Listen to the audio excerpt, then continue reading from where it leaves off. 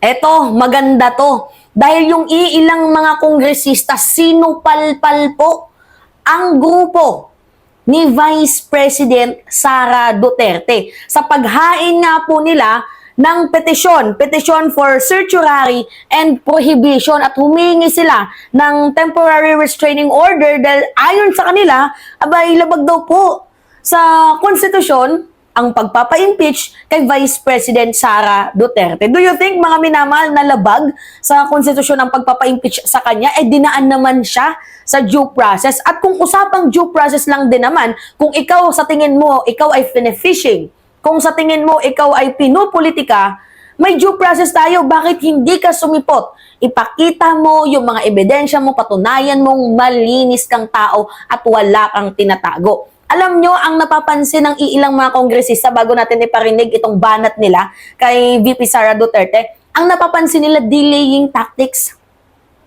Delaying tactics. Bakit? Kasi malalaman ng taong bayan kung gaano kalaki ang perang kinamkam nila sa mamamayang Pilipino. Tapos sasabihin nila na hindi, hindi nyo ako dinaan sa due process, bakit hindi nyo ako pinaalam na ako ay i-impeach ninyo?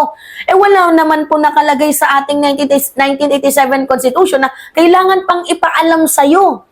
Diba? Ng mga kongresista din mismo na ikaw ay kanilang i-impeach. Wala naman nakalagay doon sa 1987 Constitution. Yung ginawa nila, mga minamahal, yung ginawa nilang pagpapa-impeach kay Sara Duterte ay nakabatay naman po yan sa due process. Dinaan po sa proseso yung pagpapa-impeach dito kay Vice President Sara Duterte na sinuportahan ng almost one-third votes na mga kongresista sa Kamara. Alright, so ngayon, panoodin muna natin tong balita. Ito kay Jinky Luistro. Naniniwala sila na madidismiss daw po ang petisyon ni Vice President Sara Duterte. Rosalie, bakit kumpiyansa yung House Impeachment Prosecutor na madidismiss yung petisyon kontra impeachment trial ni VP Duterte? Aga taliwas sa mga argumentong nakalatag sa unang petisyong inihain sa Korte Suprema upang ipahinto ang impeachment trial ni Vice President Sara Duterte, naninindigan si Batangas 2nd District Representative Jervil Luistro na dumaan sa proseso at naaayon sa panuntunan ng House of Representatives ang ika-4 na impeachment complaint na sinuportahan ng more than one-third ng House members at bumuo sa 7 articles of impeachment. Ayon sa kongresista na isa sa House Impeachment Prosecutors, walang mali sa ginawang verification sa impeachment complaint. Wala rin anya sa batas na dapat maipaalam sa Vice President bago ihain ang isang impeachment complaint. Sa usapin naman ng due process, magkakaroon ng pagkakataon si Vice President Duterte na ipagtanggol ang kanyang sarili at ipresenta ang mga ebidensya nito sa mismong impeachment trial na Yan na nga yung tinutukoy ko sa inyo, mga minamahal. Kung sa tingin ni VP Sara Duterte na siya ay pinupolitika, na siya ay fishing daw at yung kanyang mga staff, 'di ba, sa DepEd at sa OVP. Bakit hindi niya na lang harapin? 'Di ba? Harapin nila, i-present yung mga ebidensyang hawak nila kung meron man na nagpapatunay na yung ginagawa talaga sa kanila ay pamumulitika lamang, patunayan nila sa taong bayan na yung mga akusasyon sa kanila ay hindi totoo. 'Di ba? Madali lang naman yun kung meron ka naman talagang ebidensya. Kaso kung wala ka naman talagang ebidensya, abay, tingnan mo yung ginagawa nyo ngayon. Samot-saring palusot, samot-saring delaying tactics. Pansinin ninyo, mga minamahal, sabi ni VP Sara Duterte noon, much better na mag-file ng impeachment para harapin niya na lang daw po lahat sa impeachment court kasi yan daw po yung proper forum. Ngayon na ikaw ay na-impeach, abay, ano ito? Bakit parang tila maalat ka ng dumalo sa impeachment trial laban sa'yo?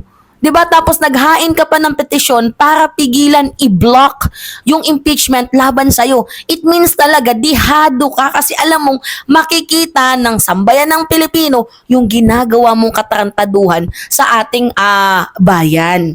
'Di ba? Continue. Dagdag pa nito, hindi totoong hindi napag-aralan ng mga kongresista ang reklamo bago lagdaan ng mga mambabatas. Pamilyar umano sila sa mga issue dahil subject matters ang mga ito sa mga pagdinig ng House Good Government and Public Accountability. Pakinggan natin ang pahayag ni Congresswoman Luistro. ilatag naming 7 articles of impeachment in the impeachment complaint, I wish to submit ay napag-aralang mabuti, napag-isipan, at nabalanse ang mga ebidensyang pwedeng gamitin kaugnay ng impeachment process na ito. Tama. Bunsod nito, umaasa ang House Impeachment Prosecutor na i-dismiss ng Supreme Court ang petisyong nais ipahinto ang impeachment trial.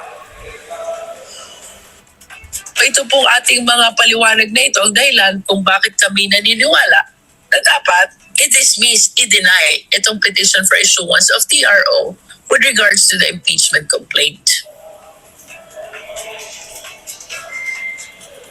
Samantala, naniniwala naman ang kongresista na dapat umupo at mag-usap-usap na ang mga senador bilang isang collegial body. Ito ay dahil hindi maaaring magdesisyong mag-isa Senate President Francis Cheese Escudero kaugnay ng usapin ng impeachment. With all due respect kay Senate President, kahit siya man po ay mahihirapang mag-decide on his own sapagkat hindi po pwedeng mag-decide mag-isa. He needs to solicit the decision of his fellow senators. So, bagaman may sulat si Senator Pimentel, bagaman meron ng petition for mandamus to compel the Senate to convene as an impeachment court, at the end of the day, it will be the collegial decision of the Senate. Samantala, sa ngayon ay wala pang pahayag ang House prosecutors, gayon din ang tanggapan ni Speaker Martin Romualdez at ng Okay, alright. So, sa napapansin ninyo, mga minamahal, delaying tactics lang talaga yung ginagawa ng kampo ni Vice President Sara Duterte. 'Di ba? Kasi kabilang po sa mga imbestigahan, bukod nga po sa ginawa niyang threat sa ating presidente is yung mga bank account.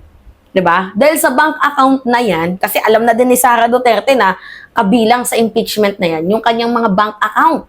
Dahil nauna na nga pong in-reveal yan ni former Senator Antonio Trillanes na merong mga bank itong si Sara Duterte at kinonfirm din naman ni Sara Duterte na meron niyang mga bank account. Ang problema nga lang, hindi daw kanya yun. So, sinong maniniwala na nakapangalan sa'yo tapos hindi mo alam na sa'yo yun? 'Di ba?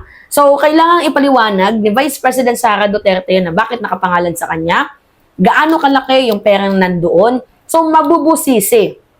Kung kaya't nafe-feel nila na medyo, I think, a little bit dehado ang kampo ni Vice President Sara Duterte, so that ang ginagawa nila, dinidelay nila ito. Diba? Tapos, ipapasok nila yung 1-year ban. Diba? Ang dami pa. Alright? So, yun po. Kayo, mga minamahal, ano yung masasabi ninyo? Diba? So, alright, it's me again, mga minamahal, Alicia nyo.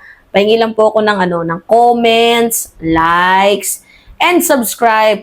Paki-share na din po ng video natin for more updates. Anyway, yun lamang po. Maraming salamat, mga kababayan.